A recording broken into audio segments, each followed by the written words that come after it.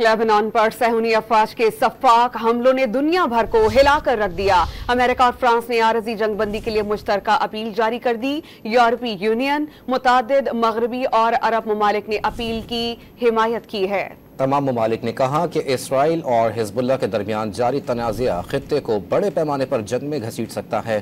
पाकिस्तान ने अपने शहरियों को लेबनान छोड़ने की हिदायत कर दी। तफसीलात इस रिपोर्ट में।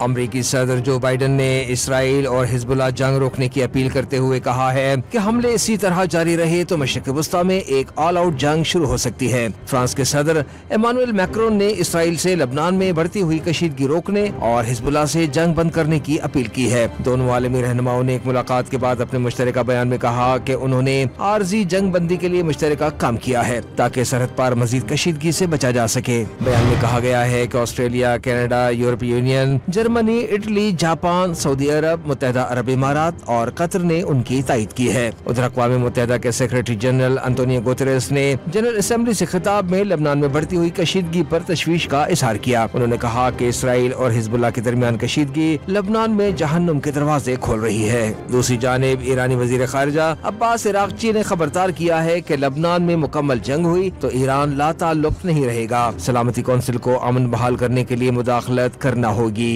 दिफा के लिए हिजबुल्लाह की हिमायत का ऐलान भी किया। इधर लेबनान में इसराइली हमलों के पेश नजर पाकिस्तान ने अपने शहरियों को लेबनान छोड़ने की हिदायत जारी कर दी। वजारत खारजा की जारी करता बयान में कहा गया है कि पाकिस्तानी शहरी दस्तयाब कमर्शियल परवाजों के जरिए लेबनान छोड़ दें। जो शहरी लेबनान छोड़ने से कासिर है वो महफूज मकामात पर मुंतकिल हो जाएं और बैरूत में पाकिस्तानी सिफारत खाने से राब्ते में रहें।